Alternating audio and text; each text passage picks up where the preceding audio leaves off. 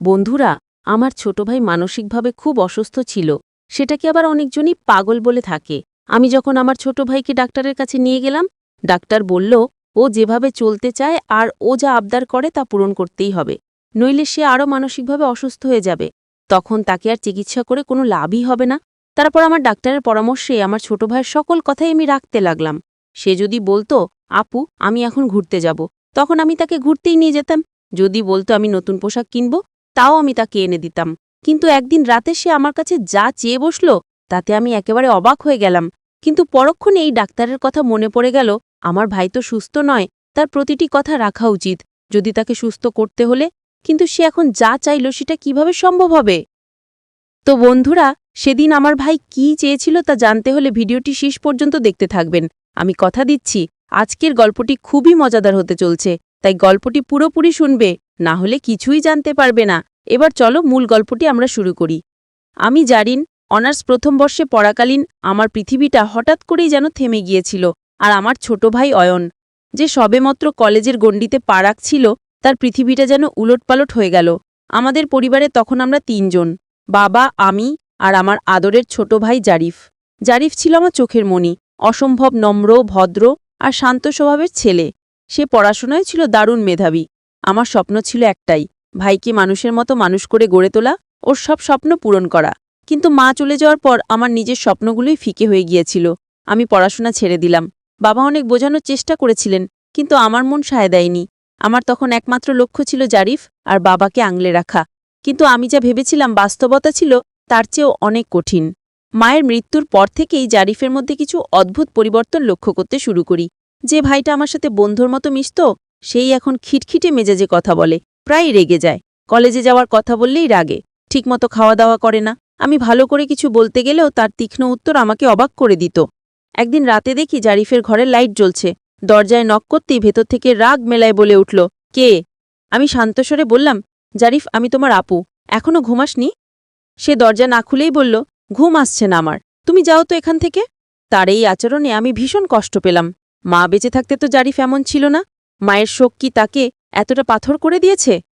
দিনগুলো গড়াতে লাগলো আর অয়নের অবস্থা আরও খারাপ হতে থাকল। সে নিজের যত্ন নেওয়া প্রায় ছেড়েই দিল। দিনের পর দিন একই পোশাকে কাটাচ্ছিল, ঠিকমতো গোসল করে না। তার উজ্জ্বল চেহারাটা কেমন যেন ফ্যাকাশে আর চুলগুলো উস্কো খুস্কো হয়ে গেল। বাবা সারাদিন ব্যবসার জন্য বাইরে থাকতেন, কিন্তু বাড়ি ফিরে ছেলের এই অবস্থা দেখে তার কপালেও চিন্তার ভাঁজ পড়ল। একদিন বাবা আমাকে ডেকে বললেন, জারিন, দেখছিস জারিফের কি অবস্থা হয়েছে? ছেলেটা তো নিজের চুল পর্যন্ত কাটছে না। ওর দিকে তাকালে আমার ভয় লাগে।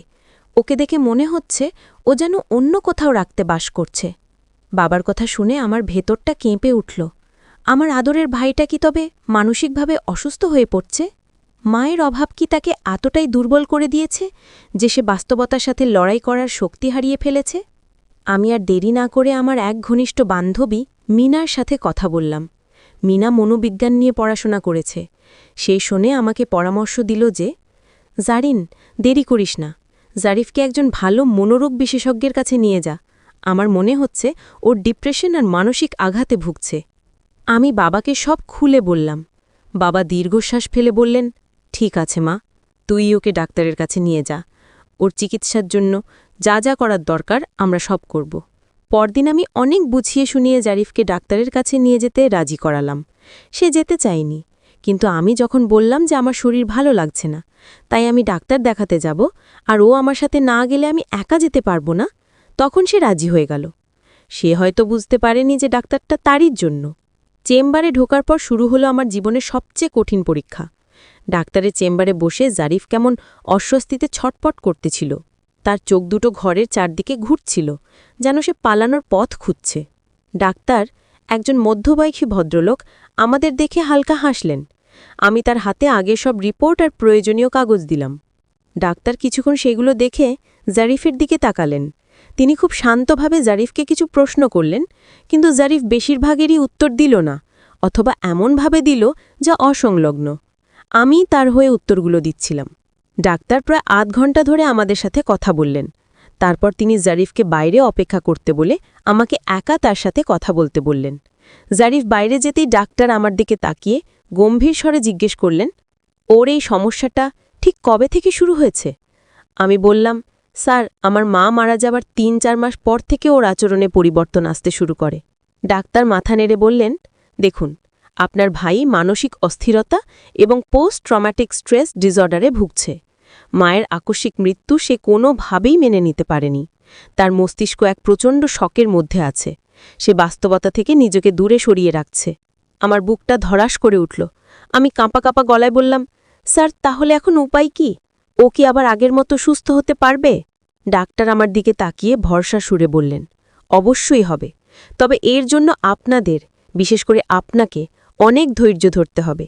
আমি কিছু ঔষধ লিখে দিচ্ছি, এগুলো নিয়মিত খাওয়াতে হবে। কিন্তু তার চেয়েও বেশি জরুরি হলো ওর মানসিক যত্ন। একটা কথা মনে রাখবেন, এই মুহূর্তে তার মনের ইচ্ছার বিরুদ্ধে কোনো কিছুই করা যাবে না। সে যা চায়, যা বলে, সেটাই মেনে নিতে হবে। তাকে কোনো কিছুতেই জোর করবেন না। সে যদি গোসল করতে না চায়, জোর করবেন না তাকে। খেতে না চাইলে তার পছন্দের কিছু বানিয়ে খাওয়ানোর চেষ্টা করুন। সে যেভাবে থাকতে স্বাচ্ছন্দ্য বোধ করে সেইভাবেই রাখুন। আপনার ভালোবাসা আর সঠিক পরিচর্যাই হল ওর সবচেয়ে বড় ঔষধ। ডাক্তারের কথাগুলো আমার মাথায় হাতুড়ির মতো আঘাত করছিল। তার মানে জারিফের অদ্ভুত সব আচরণ আমাকে সহ্য করতে হবে? তাকে সুস্থ করার জন্য তার সব কথা মেনে নিতে হবে? ভাইকে মানসিকভাবে সুস্থ করতে কতটা কঠিন হবে তা ভেবেই আমার শরীর ঠান্ডা হয়ে আসছিল। কিন্তু আমার ভাইয়ের জন্য আমি সবকিছু করতে পারবই। ডাক্তারের কাছ থেকে বিদায় নিয়ে ভাইকে নিয়ে বাড়ি ফিরলাম। বাড়ি ফেরার পর থেকেই জারিফ কেমন যেন আরও শিশু হয়ে গেল। সে আমাকে ছাড়া এক মুহূর্তও থাকতে চাইত না। আমি রান্নাঘরে গেলে সে দরজায় দাঁড়িয়ে থাকত, আমি বারান্দায় গেলে সেও পিছু পিছু যেত। সে একা থাকতে ভয় পেত। রাতে খাবার পর আমি যখন তাকে তার ঘরে ঘুমাতে যেতে বললাম, সে আমাকে ভয়ে ভয়ে বলল, আপু, আমি একা ঘুমাতে পারবো না, আমার খুব ভয় করে, তুমি আমাকে একা রেখে কোথাও যেও না। ডাক্তারের কথা আমার মনে পড়ল, তাকে জোর করা যাবে না। আমি বললাম, আচ্ছা, আমি তোমাকে ঘুম পাড়িয়ে দিয়ে তারপর আমার ঘরে যাব। সে মাথা নেড়ে বলল, না, তুমি গেলে যদি আর না আসো, মাও তো বলেছিল আসবে, কিন্তু আসেনি। এই কথাটা আমার বুকে ছুরির মতো বিঁধল। আমি বুঝতে পারলাম তার ভয়টা কতটা গভীর। আমি তার মাথায় হাত বুলিয়ে বললাম, আচ্ছা আমার লক্ষ্মী ভাই, আমি কোথাও যাবই না, তুমি ঘুমাও, আমি তোমার পাশে বসে থাকব। সে আমার দিকে তাকিয়ে আশ্বস্ত হল। আমি তার পাশে বসে রইলাম। কিছুক্ষণ পর সে ঘুমিয়ে পড়ল। তার ঘুমন্ত মুখের দিকে তাকিয়ে আমার চোখ দিয়ে পানি পড়তে লাগল। এই ছেলেটাকেই আমি সুস্থ করে তুলব, যে কোনো মূল্যে। ও ঘুমিয়ে যাওয়ার পর আমি খুব সাবধানে উঠে নিজের ঘরে না গিয়ে পাশের বারান্দার ছোট ঘরটাতে একটা চাদর পেতে শুয়ে পড়লাম। ঘরের দরজাটা খোলা রাখলাম, যাতে ওর যে কোনো শব্দে আমি ছুটে আসতে পারি। মাঝরাতে হঠাৎ আপু বলে এক চিৎকারে আমার ভয় ভেঙে গেল। আমি দৌড়ে ওর ঘরে গেলাম। দেখি ও ভয়ে কাঁপছে। আমি ওকে সান্ত্বনা দিয়ে বললাম, কি হয়েছে ভাই, আমি তো এখানেই আছি। সে হাঁপাতে হাঁপাতে বলল, আমি স্বপ্ন দেখেছি তুমিও আমাকে ছেড়ে চলে গেছো। আমার সাথে একটু গল্প করো আপু, তাহলে আমার ভয় করবে না। আমি আর কোনো কথা না বাড়িয়ে তার পাশে বসলাম। ডাক্তারের নির্দেশই এখন আমার কাছে সবচেয়ে বড়। আমি বললাম, আচ্ছা আসো, তোমাকে আজ ছোটবেলার গল্প শোনাই। আমি গল্প বলতে শুরু করলাম। একসময় গল্প শুনতে শুনতে সে ঘুমিয়ে পড়ল। আমি মনে মনে প্রতিজ্ঞা করলাম, এই লড়াইটা আমাকে জিততেই হবে। দিন যত যাচ্ছিল অধানের আবায়া ততই অদ্ভুত মোড় নিচ্ছিল। ডাক্তারে দেওয়া ঔষধ আমি নিয়মিত ওকে খাইয়ে যাচ্ছিলাম, কিন্তু তার মানসিক অবস্থার কোনো উন্নতি হচ্ছিল না, বরং তার আচরণগুলো মারও জটিল হয়ে উঠছিল। সে এখন আমার উপর পুরোপুরি নির্ভরশীল হয়ে পড়েছিল। একদিন সকালে আমি তাকে ডাকতে গিয়ে দেখি সে বিছানায় বসে কাঁদছে। আমি ছুটে গিয়ে বললাম, কি হয়েছে রে জারিফ, তুমি কাঁদছ কেন? সে মাথা চেপে ধরে বলল, আপু, মাথায় খুব চাপ লাগছে, মাথায় অস্বস্তি লাগছে। আমার মনে হলো হয়তো ঔষধের পার্শ্ব প্রতিক্রিয়ার কারণে এমন হচ্ছে। আমি তাড়াতাড়ি করে বাম আর তোলা মিশিয়ে নিয়ে ও মাথায় মালিশ করে দিতে লাগলাম। আমি জিজ্ঞেস করলাম, এখন কি ব্যথাটা একটু কমেছে ভাই? সে আমার দিকে তাকিয়ে খুব কষ্ট নিয়ে বলল, আপু, ব্যথা চলে গেছে। তার অদ্ভুত আবদারগুলোও দিন দিন বাড়ছিল। সে নিজে হাতে ভাত খেতে চাইত না। আমাকে চামচ দিয়ে খাইয়ে দিতে হতো, কখনো কখনো বাচ্চাদের মতো ভাত মেখে গোল করে মুখে তুলে দিতে হতো। পাড়ার লোকেরা, আত্মীয় স্বজনরা এসব দেখে কানাঘুষা করতে লাগল। কেউ বলতো, ভাইকে বেশি আশকারা দিয়ে মাথায় তুলেছে জারিন। কেউ বলতো, ছেলেটা মানসিকভাবে ভীষণ দুর্বল হয়ে পড়েছে। আমি কারো কথায় কান দিতাম না। আমার একমাত্র লক্ষ্য ছিল জারিফকে সুস্থ করে তোলা। একদিন দুপুরে বাবা অফিস থেকে ফিরে দেখেন আমি জারিফকে ভাত খাইয়ে দিচ্ছি, আর জারিফ আমার দিকে একদৃষ্টে তাকিয়ে আছে। বাবা দীর্ঘশ্বাস ফেলে নিজের ঘরে চলে গেলেন। রাতে তিনি আমাকে ডেকে বললেন, মা, আমি জানি তুই খুব কষ্ট করছিস, কিন্তু এভাবে আর কতদিন চলবে? ওর কি কোনো উন্নতি হচ্ছে? আমি বাবাকে ডাক্তারের কথাগুলোও আবার মনে করিয়ে দিলাম। বললাম, বাবা, ডাক্তার বলেছেন ধৈর্য ধরতে। ওর ভেতরের ক্ষতটা অনেক গভীর, সারতে সময় লাগবে। সবচেয়ে কঠিন পরীক্ষাটা হতো রাতে। জারিফ কিছুতেই আমাকে তার ঘর ছেড়ে যেতে দিত না। সে বলতো, আপু, তুমি কাছে না থাকলে আমার খুব ভয় করে, মনে হয় যেন আমি একদম একা হয়ে গেছি।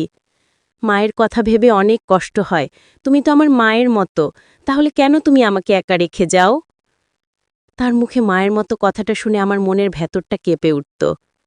আমি জানতাম সে তার মাকে আমার মধ্যে খুঁজছে। আমি তার এই ভ্রান্তি চাইতাম না, কারণ ডাক্তার বলেছেন তাকে কোনোভাবেই মানসিক আঘাত দেওয়া যাবে না। আমি বললাম, আচ্ছা ভাই, আমি তোমাকে ছেড়ে কোত্থাও যাব না। আজ থেকে আমি এই ঘরের সোফাতেই ঘুমাবো। তাহলে তো তুমি আমাকে দেখতে পারবে। আমার কথা শুনে তার মুখটা উজ্জ্বল হয়ে গেল। সেদিন থেকে আমি তার ঘরেই সোফাতে ঘুমানো শুরু করলাম। এতে আমার নিজের কোনো ব্যক্তিগত জীবন রইল না।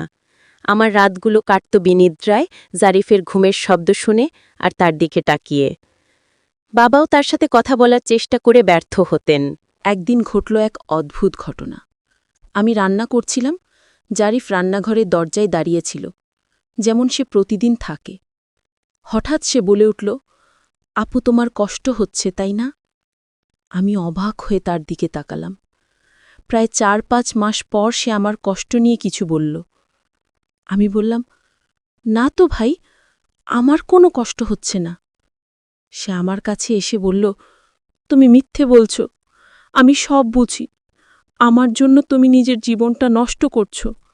আমাকে ওই চিকিৎসার জন্য মানসিক স্বাস্থ্যকেন্দ্রে দিয়ে দাও আপু। আমি এখানে থাকলে তুমিও শেষ হয়ে যাবে। তার মুখে এই কথাগুলো শুনে আমার হাত থেকে খুন্তিটা পড়ে গেল। আমার চোখ পানিতে ভরে গেল। তার মানে কি সে বুঝতে পারছে তার কি হয়েছে? সে কি সুস্থ হওয়ার পথে? আমি তাকে সান্ত্বনা দিয়ে বললাম, ছি ভাই, এসব কি বলতেছ? তুমি আমার জীবন, তুমি ছাড়া আমি বাঁচব কি নিয়ে? তুমি খুব তাড়াতাড়ি সুস্থ হয়ে যাবে, দেখো। কিন্তু এই উন্নতির আভাসটা ছিল ক্ষণিকের। সেদিন বিকেলেই সে আবার আগের মতো হয়ে গেল। সে তার ঘরের সব জিনিসপত্র ছুঁড়ে ফেলতে শুরু করল। চিৎকার করে বলতে লাগল, সবাই আমাকে একা ফেলে চলে যেতে চায়, তুমিও চলে যাবে। আমি জানি তুমিও আমাকে ভালোবাসো না। তার এই আকস্মিক পরিবর্তনে আমি দিশেহারা হয়ে গেলাম। আমি তাকে শান্ত করার অনেক চেষ্টা করলাম, কিন্তু সে আরও ক্ষেপে গেল। এক পর্যায়ে সে আমাকে রেগে গিয়ে আমাকে ঘর থেকে বের করে দিয়ে দরজা বন্ধ করে দিল। আমি দরজার বাইরে বসে কাঁদতে লাগলাম। আমার সব চেষ্টা কি তাহলে ব্যর্থ হয়ে যাচ্ছে? বাবা অফিস থেকে ফিরে এই অবস্থা দেখে খুব চিন্তিত হয়ে পড়লেন। তিনি ডাক্তারকে ফোন করলেন। ডাক্তার সব শুনে বললেন, এটাকে বলে মুড সুইং। এটাই রোগের একটা অংশ। কখনো খুব ভালো আচরণ করবে, আবার কখনো খুব খারাপ। আপনারা ধৈর্য হারাবেন না, ওকে ওর মতো থাকতে দিন। কিছুক্ষণ পর ও নিজে থেকেই শান্ত হয়ে যাবে। ডাক্তারের কথা সত্যি হল। প্রায় ঘণ্টাখানেক পর জারিফ নিজেই দরজা খুলল। তার চোখ দুটো লাল ছিল, চুলগুলো এলোমেলো। সে আমার দিকে তাকিয়ে কিছু বলল না, শুধু ফ্লোরে বসে কাঁদতে শুরু করল। আমি তার পাশে গিয়ে বসলাম, আর সে আমার দিকে তাকিয়ে বাচ্চাদের মতো কাঁদতে লাগল। এই ঘটনার পর আমি বুঝলাম লড়াইটা এখনও শেষ হয়নি। তবে সেদিন সকালে তার বলা কথাগুলো আমার মনে একটা ক্ষীণ আশার আলো জ্বালিয়ে দিয়েছিল। সে সম্পূর্ণ অচেতন নয়, তার মনের ভেতরের আসল অয়নটা এখনও বেঁচে আছে। সে লড়াই করছে নিজের অসুস্থতার সাথে, তার ভয়ের সাথে। আমি আমার সেবা যত্ন দ্বিগুণ করে দিলাম।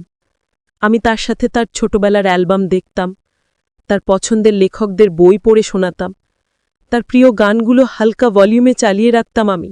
আমি চাইতাম তার পুরনো স্মৃতিগুলো জেগে উঠুক, সে যেন তার হারিয়ে যাওয়া সত্তাটাকে খুঁজে পায়। একদিন দুপুরে আমি তাকে তার প্রিয় লেখকের একটা গল্পের বই থেকে পড়ে শোনাচ্ছিলাম। গল্পটা ছিল দুই ভাই বোনের ভালোবাসার গল্প। গল্পটা শুনতে শুনতে হঠাৎ সে আমার দিকে তাকালো। তার চোখে কোনো শূন্যতা ছিল না কোনো ভয়।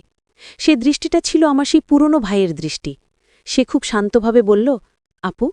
আমি চমকে উঠে বললাম, হ্যাঁ ভাই বলো। সে আর কিছু বলল না, শুধু আমার দিকে তাকিয়ে রইল কয়েক সেকেন্ড। তারপর আবার তার দৃষ্টিটা ঝাপসা হয়ে গেল। সে আবার তা নিজের জগতে হারিয়ে গেল। কিন্তু ওই কয়েক সেকেন্ডের চাহনি আর ওই একটা দাগ আমার মনের ভেতরটা কাঁপিয়ে দিয়ে গেল। আমি বুঝতে পারলাম আমার ভাই ফিরে আসতেছে। খুব তাড়াতাড়ি সে আমার কাছে ফিরে আসবে। এই বিশ্বাসটুকু নিয়েই আমি আমার লড়াই চালিয়ে যাওয়ার নতুন শক্তি পেলাম। সেদিনের পর থেকে আমি আরও বেশি আশাবাদী হয়ে উঠলাম। আমি লক্ষ্য করলাম জারিফের মধ্যে সূক্ষ্ম কিছু পরিবর্তন আসছে। সে এখন আর আগের মতো সারাক্ষণ আমাকে চোখে চোখে রাখে না। মাঝে মাঝে বারান্দায় গিয়ে একা একা আকাশ দেখে। তার ওষুধে অরুচিটাও কমে এসেছে। আমি দিলেই চপচাপ খেয়ে নেয়। তার চিৎকার করা বা জিনিসপত্র ছোঁড়াছুড়ি করাও প্রায় বন্ধ হয়ে গেছে। আমি আমার রুটিন বদলাইনি। আগের মতোই তার যত্ন নিতাম, তার সাথে সময় কাটাতাম। কিন্তু এখন আমি তার সাথে ভবিষ্যতের গল্প করতাম। তাকে বলতাম সে সুস্থ হয়ে গেলে আমরা দুজন মিলে পাহাড়ে বেড়াতে যাব, তার পছন্দের লেখকের নতুন বইটা কিনে আনব, তার বন্ধুদের সাথে দেখা করতে যাব। সে চুপ করে শুধু শুনত, কোনো প্রতিক্রিয়া দেখাত না। কিন্তু আমি জানতাম আমার কথাগুলো তার মনের গভীরে কোথাও না কোথাও পৌঁছাচ্ছে। অবশেষে সেই দিনটা এলো। সেদিন ছিল শুক্রবার। সকাল থেকে আকাশটা খুব সুন্দর আর পরিষ্কারই ছিল। আমি জারিফের জন্য নাশতা বানিয়ে তার ঘরে গিয়ে দেখি সে বিছানায় নেই। আমার মনটা ধক করে উঠল। আমি দৌড়ে বারান্দায় গেলাম। দেখি সে রেলিং ধরে বাইরে তাকিয়ে আছে। তার চুলগুলো বাতাসে উড়ছে। আমি তার পাশে গিয়ে দাঁড়ালাম। সে আমার দিকে তাকালো। তার চোখে আজ আর কোনো ভয় বা শূন্যতা নেই। আছে একরাশ অপরাধবোধ আর কৃতজ্ঞতা। তার ঠোঁট কাঁপছিল। সে খুব শান্ত আর স্পষ্ট গলায় বলল, আপু, আমি গত কয়েক মাস কোথায় ছিলাম? তার মুখে স্পষ্ট কথা শুনে আমার শরীর দিয়ে যেন একটা আনন্দের স্রোত বয়ে গেল। আমার চোখ দিয়ে টপ টপ করে পানি পড়তে শুরু করল। আমি তাকে বললাম, তুই আমাদের কাছেই ছিলিস ভাই, তুই শুধু একটু অসুস্থ ছিলিস। জারিফ, তার চোখ দিয়েও পানি পড়ছে। সে ভাঙা ভাঙা গলায় বলল, আমার সব মনে পড়ছে আপু। আমি তোমার সাথে কি করেছি? আমি তোমাকে অনেক কষ্ট দিয়েছি, তাই না? আমি খুব খারাপ ব্যবহার করেছি। আমাকে ক্ষমা করে দিও আপু।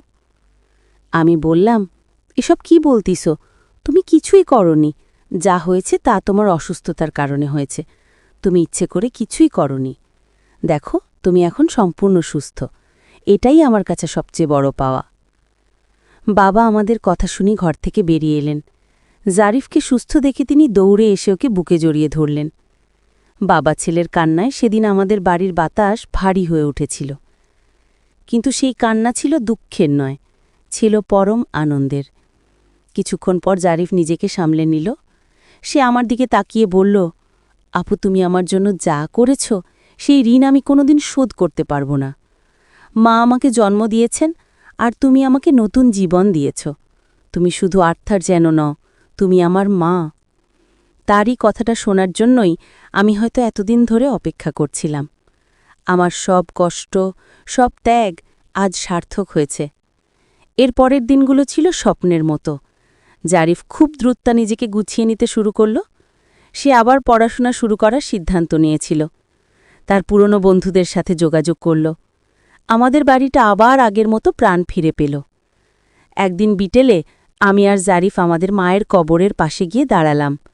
জারিফ কবরের দিকে তাকিয়ে বলল, মা, তুমি দেখে যাও তোমার জারিন আমাকে কেমন আগলে রেখেছে। সে আমাকে তোমার অভাবে এক মুহূর্তের জন্যও বুঝতে দেয়নি। আমি বললাম, মা সব কিছুই দেখছেন। বাড়ি ফেরার পথে জারিফ বলল, আপা, চলো জীবনটাকে নতুন করে শুরু করি।